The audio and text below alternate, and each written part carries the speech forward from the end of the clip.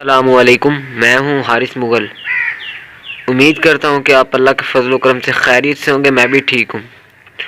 تو پلیز میری اس ویڈیو کو پورا دیکھنا اور میرے چینل کو سبسکرائب ضرور کر دینا، شکریہ۔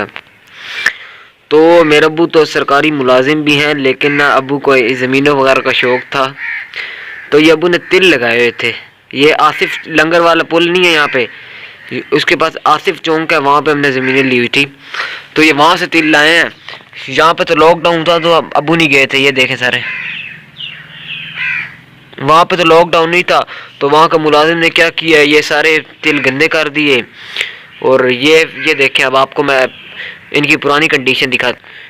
یہ ایسے تھے، شروع میں اتنا گند تھا، ابو صبح کے لگے ہوئے تھے، تو ابو نے یہ سارے پھر ان کو صاف کیا تھا پنکھے کے ساتھ، اور پھر ایسے ہو گئے تھے۔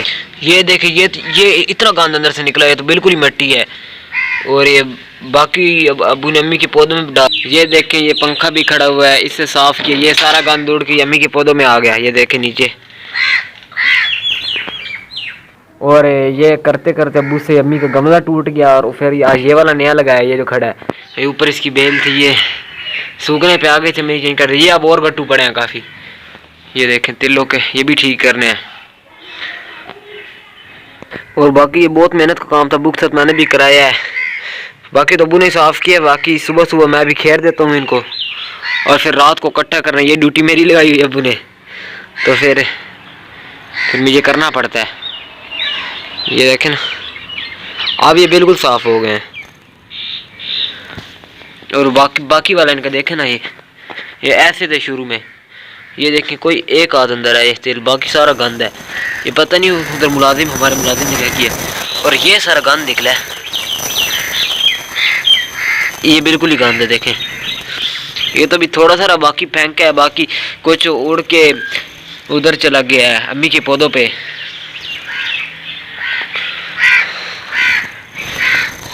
باقی ان پودوں کو کچھ نقصان نہیں پہنچا، یہ ٹھیک ہی ہے۔ یہ گھاس کاٹنے والی مشین، اور یہ رات کو پھر گٹو ان کے اوپر دے دیتے ہیں۔ اب فصلوں میں ہم گندم لگائی ہے، لیکن اب کہہ رہے ہیں پھر لاک ڈاؤن لگا ہے، پھر پتہ نہیں ملازم اب کیا کرتا ہے۔ پچھلی بار بھی ملازم نے، یہ دیکھیں خود ہی آپ دیکھ لیں حال، اور نکلے بھی بالکل تھوڑے سارے ہیں۔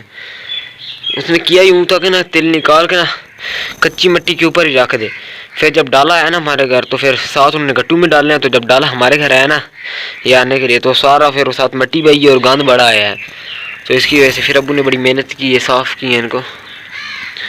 تو پلیز آپ میرے چینل کو لائک، شیئر، کمنٹ اور سبسکرائب کر دیں، شکریہ۔